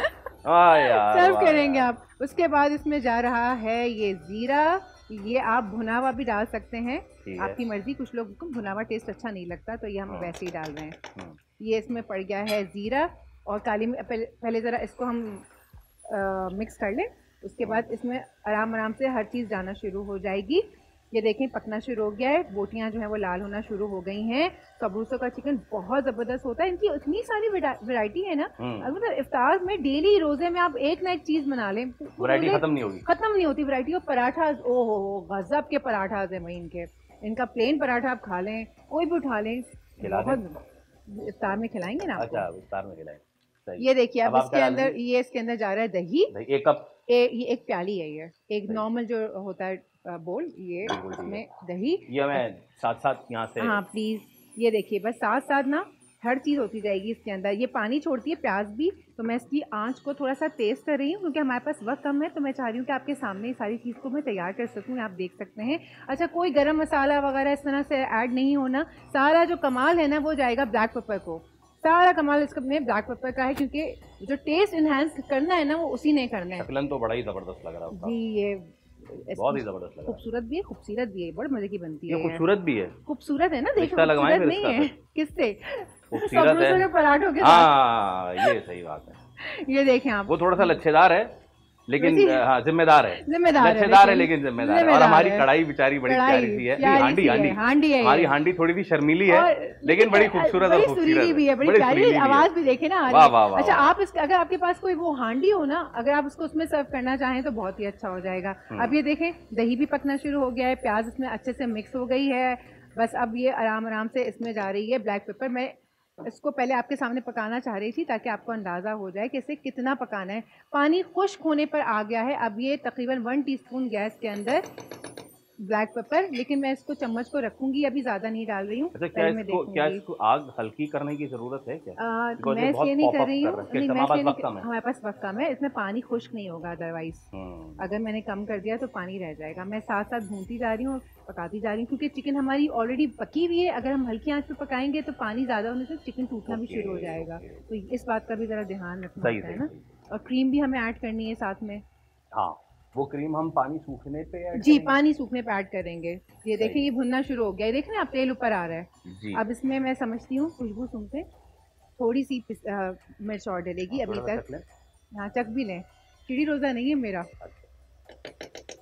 ये देखिए ये मैंने डाल दी है इसके अंदर थोड़ी सी और, क्योंकि मुझे वो खुशबू चाहिए थी ब्लैक पेपर की। और मुझे समझ आ गया कि आपके हाथ में तो नहीं आया, सॉरी। नहीं, ये ऐसे नहीं बिल्कुल भी नहीं आया, उछल कूद करता है ना ये, इसलिए।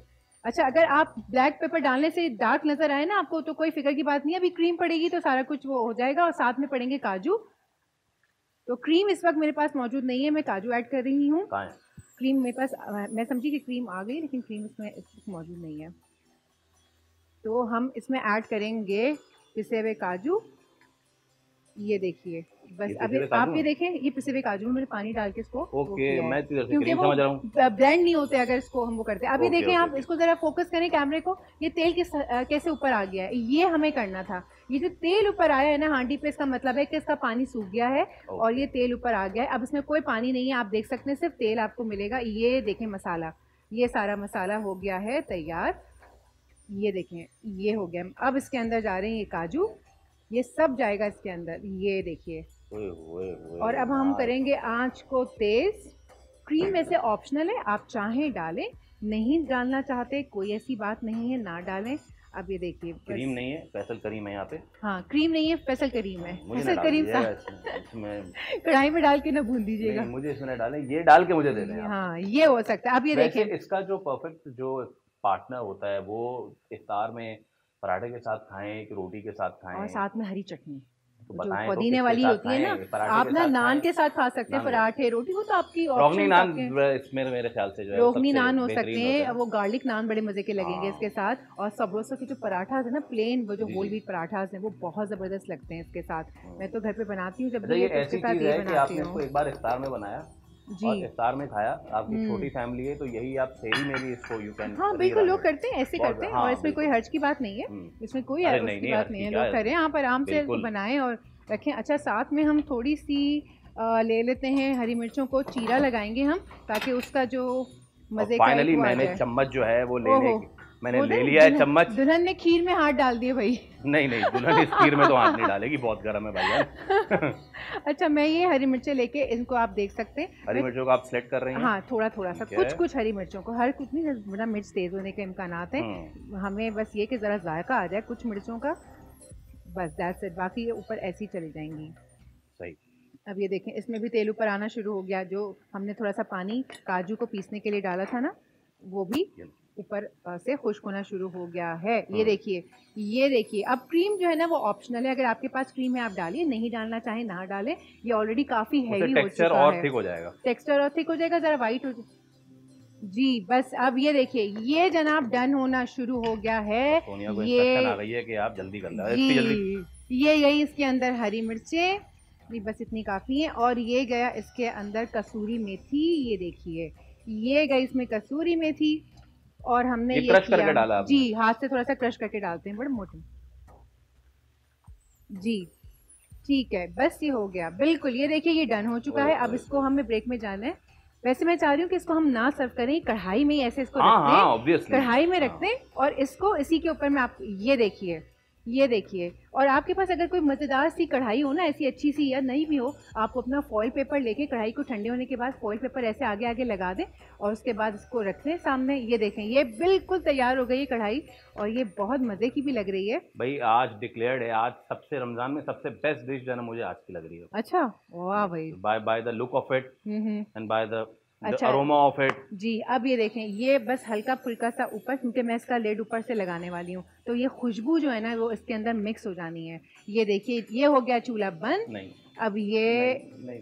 प्लीज, ये थोड़ी सी डेकोरेशन के लिए डेकोरेशन, फिर उसमें सोफे कुर्सियां भी लगा दिएगा, डेकोरेशन तंबू भी लगा दिए, इसका तंबू लगा दिया। थोड़ी सी यकीन करें आपके धनिया के टेस्ट के साथ में। अच्छा, फैसल की फरमाइश पे हरा धनिया नहीं डाल रही हूं। बहुत शुक्रिया। फैसल की फरमाइश पे हरा धनिया नहीं डल रही आज ऐसी। अच्छा, आपको क्या करना है, आपको ऐसे लिड लगा के इसको थोड़ी देर के लिए रख देना है, और ताकि जो तेल ऊपर आ जाएगा, तेल ऊपर आ जाएगा। और फिर से एक बार अनाउंसमेंट कर देते हैं जाने से पहले, क्योंकि ब्रेक का वक्त करीब आ गया है। अगर आपके अंदर कोई शेफ छुपा है, आपकी अम्मी कोई अच्छी रेसिपी पकाती हैं, आप खुद बनाते हैं, तो हमारे फेसबुक पेज पर वो वीडियो की सूरत में आप अपलोड कर दीजिए। जीतने वाले को मिलेगी ये बाइक, गुलबहार की मरहबा शरबत गुलबहार की तरफ से बाइक। दूसरी मरतबा जो दूसरे नंबर पे जो विनर होगा उसको मिलेगा LED टीवी। तो देर ना लगाइए, क्योंकि रेसिपीज आना शुरू हो गई हैं। जितनी जल्दी आप हमें भेजेंगे उतना ही आसान होगा हमारे लिए आपकी रेसिपी को चूज करना, और उतनी ही जल्दी ये बाइक और ये टीवी आपके घर जाएगा।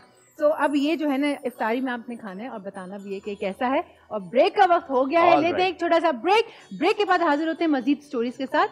हमारे साथ रहिए, आपने कहीं नहीं जाना। से विदा।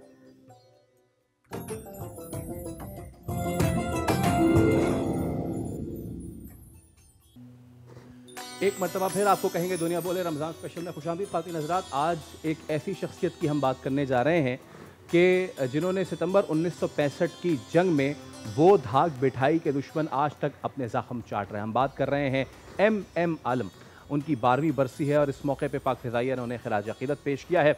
एयर कॉमोडोर MM आलम ने मोहम्मद महमूद आलम ने 65 की जंग में वो कारहाय नुमाया सर अंजाम दिया जो आज तक रहती दुनिया में कोई पायलट सर अंजाम नहीं दे पाया है। भारतीय फ़िज़ाइया के 5 जेट तैयारे 1 मिनट के अंदर अंदर MM आलम ने गिराए। आज तक इस रिकॉर्ड को कोई तोड़ नहीं पाया है। MM आलम ने इसी जंग के दौरान 11 दिनों में 9 दुश्मन तैयारे तबाह किए, 2 तैयारों को नुकसान पहुंचाया था।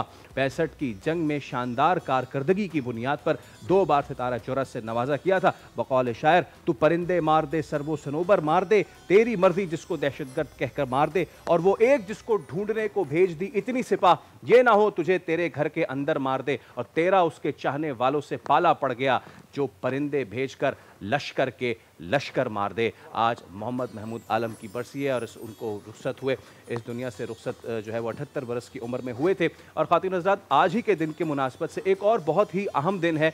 कहा यह जाए कि क्योंकि चाहे वो 65 हो या जंग बदर हो, हमेशा से जब अददी बरतरी गालिब आने की कोशिश करती है तो खुदा ताला अपने बंदों को ये फरमाता है कि भले से तादाद में तुम थोड़े हो, लेकिन अगर ईमान की ताकत तुम्हारे अंदर मौजूद है तो और अगर तुम 313 हो तो तुम 1000 पे भी गलबा पालोगे। 17 रमज़ान मुबारक ख़ातीन व हज़रात, और मुसलमानों की तारीख़ का ऐसा दिन है आज कि आज तक हक़ और बातिल जो है वो जुदा हो गया है, और रब ने मुसलमानों को ग़ज़वा बदर में जो फ़तह नसीब की, ग़ज़वा बदर में 2 हिजरी को जो मदीना से तकरीबन 80 मील दूर बदर के मुकाम पे पेश आया, इस्लाम और कुफ्र के दरमियान ये पहली फैसला कुन जंग थी। मुसलमानों की तादाद जैसे कि मैंने आपको बताया महज 313 थी। सामान हर्ब भी बहुत कम था, इतने ज़्यादा ना घोड़े थे, ना ऊँट थे, ना इतना सामान हर्ब था, जबकि कुरैश के पास 1000 से ज़ायद जंगजू थे। लेकिन फिर वो कहते हैं ना, नस्रुम मिनल्लाह व फतहुन क़रीब, जब खुदा की मदद नुसरत आई तो नबी करीम सल्लल्लाहु अलैहि वसल्लम की क़यादत में मुसलमानों ने ज़बरदस्त फ़तह हासिल की है। इसी पे हम बात करेंगे। आज हमारे साथ मौजूद हैं मुफ्ती अबू मोहम्मद साहब। मुफ्ती साहब अस्सलामु अलैकुम। वालेकुम सलाम। मैंने आपको कहा था ना कि 2 चीज़ों का जब इश्तराक होगा तो कितनी खूबसूरत, और आज तलक जहाँ थोड़े से लोग होते हैं वो कहा जाता है कि ये तो थोड़े से लोग हैं, ये क्या करेंगे। फिर इस तरह के वाक़यात से हम जो है वो मोटिवेशन लेते हैं, ईमान ताज़ा हो जाता है। ग़ज़वा बदर के हवाले से चंद इरशादात। बिस्मिल्लाहिर्रहमानिर्रहीम। बड़ी खूबसूरती के साथ आपने एमएम आलम को और जंग बदर को आपस में जोड़ा है। अल्लाह ताला, सबसे पहले दुआ है अल्लाह ताला जंग बदर के शुहदा समेत, एमएम आलम समेत आज तक हमारे वतन के जितने शुहदा हैं, अल्लाह उनकी कब्रों को मुनव्वर फरमाए। और जंग बदर दरअसल में इस्लाम की वो जंग है जिसके बारे में अल्लाह ताला ने कुरान करीम की सूरह इनफाल में फरमाया कि ये हमने हक़ को बातिल के दरमियान में एक फ़ैसला करना था, और हक़ को हक़ करना था, बातिल को बातिल करना था। जंग बदर को बहुत सारे सिनेरियों से देखा जा सकता है, जिसमें आज के मुसलमानों को जो समझने की चीज़ है वो ये है कि तवक्कल अलल्लाह, जिसे कहते हैं अल्लाह ताला की ज़ात पर भरोसा, भरोसे की बदर के मैदान से बड़ी एग्जाम्पल मुसलमान के पास कोई नहीं है। क्या आपने बेसर व समानी के आलम में कैसे अपने रब पर भरोसा करना है, मैं इसकी एक मिसाल एग्जाम्पल आपके सामने अर्ज़ करता हूँ। हुजूर नबी करीम सल्लल्लाहु अलैहि वसल्लम ने हंगामी तौर पर, चूँकि अल्लाह ताला ने कहा हमने दोनों तरफ से सोचने समझने का मौका नहीं दिया, अगर ये प्लानिंग के तहत ये जंग होती तो आप वहाँ प्रैक्टिकली जाकर उस जगह को देखें तो ये जंग कभी भी ना हो पाती। तो जब हुजूर ने ऐलान फरमाया तो कुछ सहाबा ऐसे भी थे जिनके पास कुछ भी नहीं था, तो वो भी चल पड़े। हज़रत उकाशा सारा रास्ता 80 मील रास्ता बदर तक हुजूर से छुपते छुपाते नजरें चुराते हुए आए, क्योंकि पाँव में भी कुछ नहीं था, हुजूर वापस कर देंगे, सर पे टोपी पगड़ी भी नहीं है, हुजूर वापस कर देंगे, एक धोती है, जिस्म पे कुर्ता भी नहीं है, हुजूर वापस कर देंगे। जब हुजूर अपनी लाठी के साथ, असा के साथ, छड़ी के साथ सफ़े सीधी करने लगे तो अचानक नंगे पेट पे हज़रत उकाशा के ये छड़ी लगी। हुजूर नबी करीम अलैहिस्सलाम ने फरमाया, उकाशा आप इस हाल में कि आपके पाँव में जूता भी नहीं है, हाथ में छड़ी पकड़ी हुई है, तलवार नहीं है, कोई लड़ने की चीज़ नहीं है, जिस्म पे कपड़े नहीं हैं, आप यहाँ बदर पहुँच गए। तो हज़रत उकाशा ने जो जवाब दिया वो बहुत कमाल का है, वो इश्क़ नबूवत में डूबा हुआ जवाब है। वो हमें समझाता है कि हमारे पास कुछ हो या ना हो, हमने अगर रसूलुल्लाह के नक्शे कदम पे चलेंगे तो कामयाबी हमारे नंगे पैर चूमेंगी। हज़रत उकाशा क्या कहने लगे, या रसूलल्लाह ये तो नहीं देखना था ना कि पाँव में जूता है या नहीं है, ये तो नहीं देखना था ना कि हाल में तलवार है या लकड़ी पकड़ी हुई है, या रसूलल्लाह ये देखना था कि आज बुलाने वाला कौन है, आज बुलाया किसने है। और अगर फिर आप यहाँ जज्बात को देखें तो यहाँ ब्लड रिलेशन आमने सामने आया है। सके भाई, मामू के मुकाबले में भांजा है, बाप के मुकाबले में बेटा है, चचे के मुकाबले में भतीजा है, भाई के मुकाबले में भाई है, इधर हज़रत अली हैं, उधर हज़रत तालिब वकील हैं। ये आमने सामने जब आपस में आए तो एक मंजर कशी खूबसूरत होती है कि उतबा नामी एक शख्स है जो लोहे के लिबास में लदा हुआ, छुपा हुआ, सिर्फ आंखें नज़र आ रही हैं, ये ऐलान कर रहा है हल में मुबारिज़िन, ए मोहम्मद मेरे मुकाबले का कोई है। तो सारे सहाबा ने हुजूर की तरफ देखा कि हुजूर हमें इशारा करें तो हम इसके मुकाबले में जाएं, लेकिन इसके मुकाबले में आया कौन? अल्लाह अकबर। 17 साल का एक छोटा सा बच्चा, 16 साल का, जिसका पाकिस्तानी कानून में शनाख्ती कार्ड भी नहीं बनता, ये बच्चा चलते चलते चलते सफ़ों को चीरते हुए हुजूर नबी करीम के पास पहुँचता है। हुजूर का कद बहुत लंबा नहीं था, लेकिन ये आपका मौजज़ा था कि आप जितने मजमे में होते आप सबसे बुलंद नजर आते। तो ये बच्चा जाकर अपनी पंजों पे खड़े होकर एड़ियाँ उठाकर हुजूर के कान में क्या कहता है, कहता है या रसूलल्लाह ये बार बार ऐलान करने वाला पता है कौन है? कहा कौन है? कहा ये मेरा बाप है और मैं इसका बेटा हूँ, अगर इजाजत हो तो मैं इससे निमट लूँ। ओहो, ये जज्बा था जिसने बदर को फतह दी है। और मैं यहाँ ये भी कहना चाहूँगा कि हुजूर नबी करीम सल्लल्लाहु अलैहि वसल्लम ने जिस मौके पर दुआ मांगी वो दुआ बड़ी अहम है। कभी इत्तेफाक हो तो आप मौका दीजिएगा, मैं आपको वो जगह दिखाऊंगा, वो पत्थर दिखाऊंगा। मैं हर साल जाता हूँ, चूँकि प्रैक्टिकली तौर पर मैंने वो तमाम मकामात देखे हैं। वो पत्थर अभी भी मौजूद है जिस पर हुजूर ने हज़रत साद से फरमाया, साद आज रात को अबू बकर सिद्दीक़ के अलावा मेरे खेमे में किसी को ना आने देना, क्योंकि टोटल 6 तलवारें हैं, 6 तलवारों से 1000 बंदों के साथ कैसे जंग लड़ी जाएगी। तो मैं ये समझता हूँ, आखिरी बात, शायद वक्त कम हो, ये जंग मेरे नबी की दुआ ने लड़ी है। अल्लाह। उस पत्थर पे जब हुजूर दुआ मांगने लगे तो हुजूर का स्टाइल और अंदाज क्या था, यानी आप जज्बाती हो गए। आपने फरमाया साद आज मैं इतना रोऊंगा अपने रब के सामने कि मुझे रोकने वाला कोई ना हो। अबू बकर सिद्दीक आ जाए तो उसे मना न करना, उसे मेरे खेमे में आने देना। और रात को जब हुजूर ने उस नंगे पत्थर पे सजदा किया तो सजदे में आपकी पगड़ी हज़रत अबू बकर फरमाते हैं गिर चुकी है। जब मैं तहज्जुद के वक़्त गया तो जुल्फ़ें रसूलुल्लाह की उस पत्थर पर बिखरी हुई हैं और फिर आपके आंसुओं से वो पत्थर बड़ी दूर तक तर हो चुका है। और पूरी रात आपने ये नहीं फरमाया या अल्लाह मुझे सुबह फ़तह देना, मुझे कामरानी देना, एक ही बात फरमाई, अल्लाहुम्मा इन तुहलिक हादिहिल इसाबत ला तौबत फिल अर्द। ए मेरे करीम रब, ये जो बदर में मैं लेकर आया हूँ ना, ये तेरे दीवाने मस्ताने, या अल्लाह ये मेरी 13 साल की जमा पूंजी है, ये मेरी इन्वेस्टमेंट है, इन पर मैंने बड़ी मेहनत की है, इन्हें मैंने बड़े तरीक़ों से, बड़े मुश्किलों के साथ, बड़े हालात व वाक़यात के बाद इनको मैंने हासिल किया है। अल्लाह जी अगर ये कल को मारे गए तो तेरे सामने भी सजदा करने वाला कोई नहीं होगा। या अल्लाह ये मेरी जमा पूंजी है। तो तहज्जुद के वक़्त जैसे ही हज़रत जिब्राइल दाखिल हुए, साथ अबू बकर सिद्दीक आए। एक तरफ से सैयदना सिद्दीक अकबर ने हुजूर को दिलासा दिया, दूसरी तरफ जिब्राइल ने कहा या रसूलल्लाह उठिए, आपकी फ़तह का ऐलान हो चुका है, सुबह ये जगह देखिए, यहाँ अबू जहल मारा जाएगा, यहाँ उतबा मारा जाएगा, यहाँ उमैया मारा जाएगा, यहाँ शेबा मारा जाएगा। हुजूर नबी करीम सल्लल्लाहु अलैहि वसल्लम उठे तो आंसुओं के साथ आपके चेहरे पे इतनी मुस्कुराहट थी कि आपके दंदाने मुबारक की रोशनी खेमे से बाहर जा रही थी। तो मैं कहना ये चाहता हूँ कि आज हमारे मुसलमानों में अल्लाह ताला से जो हम फ़तह तो चाहते हैं, कामरानी तो चाहते हैं, मगर मांगने का जो रिवाज ख़त्म हो चुका है। अगर रसूलुल्लाह को मांगने की ज़रूरत इस हाल में पड़ी है कि सजदे में सर रखना पड़ा, पत्थर पे सजदा करना पड़ा, खेमा लगाना पड़ा, जज्बाती होना पड़ा, तो मुझे अपनी मग़फ़रत के लिए, मुझे अपनी कामयाबी के लिए, मुझे अपने मुल्क के लिए, मुझे अपने वतन के लिए किस दर्द के साथ मांगना चाहिए, इसका अंदाज़ा लगाया जा सकता है। साहब इतनी खूबसूरत मोमेंटम बनाए, इसमें एक और चीज़ मैं जोड़ूंगा, इस ग़ज़वे में जो फरिश्तों का जो आना हुआ, जी जी, मुझे याद पड़ता है जब पाक भारत जंग थी, भारतीय तैयारे अटक पुल उड़ाना चाह रहे थे, जी जी, जब उनसे कंट्रोल रूम पे कहा गया कि जो सामने नजर आ रहा है उसे उड़ा दो, तो पीछे कहा गया कि कौन सा उड़ाऊं, हालांकि पुल एक था और वो रिपोर्ट हुआ कि 3 या 4 पुल दिखाई दे रहे थे। जब खुदा ताला की हमियत और नुसरत साथ हो तो फिर फरिश्ते भी मदद करने आते हैं। ईमान की मजबूती होनी चाहिए। मैं चाहूंगा इसमें जो ये किरदार था, बिस्मिल्लाहिर्रहमानिर्रहीम, देखें बदर के अंदर 3 मकामात पर सूरह अनफाल के अंदर, वैसे बदर का जिक्र बहुत सारे कुरान करीम में बहुत सारी जगह पर है, लेकिन 85% बदर सिर्फ सूरह अनफाल में बयान हुआ है, ठीक है जी, बाकी 15% पूरे कुरान में, हुजरात में, मुख्तलिफ मकामात पर। बदर के अंदर 3 मुख्तलिफ वादे हुए हैं। फरमाया अगर वो 1000 हैं तो 1000 फरिश्ता होगा। फिर पीछे से ख़बर फैलाएगी मुसलमानों को कमज़ोर करने के लिए शैतान ने कि जी 3000 का लश्कर आ रहा है, तो अल्लाह ताला ने फरमाया मुर्दिफीन हम 3000 भेजेंगे।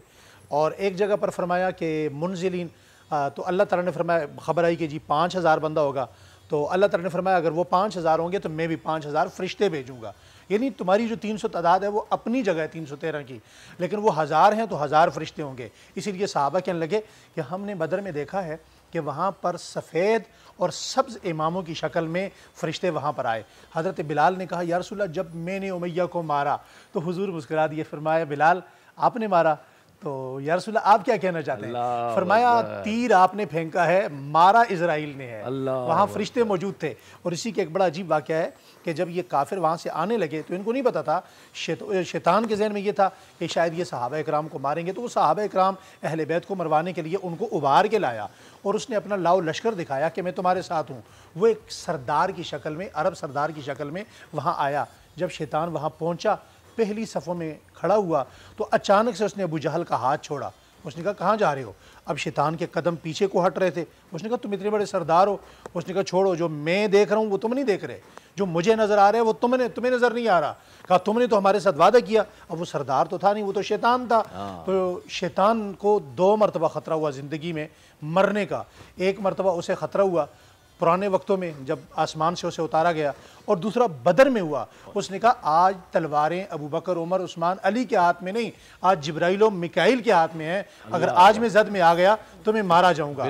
तो फरिश्ते हर वक्त आ सकते हैं, आपकी मदद के लिए, नुसरत के लिए, लेकिन इखलास बदर वालों का चाहिए, नीयत बदर वालों की चाहिए। बिल्कुल मुफ्ती साहब, आप गुफ्तगू फरमा रहे थे, बहुत ही खूबसूरत। लिए आज के प्रोग्राम से इतने दीजिए इजाज़त, आपसे मुलाकात होगी कल। रखिए अपना ख्याल, अल्लाह हाफ़िज़।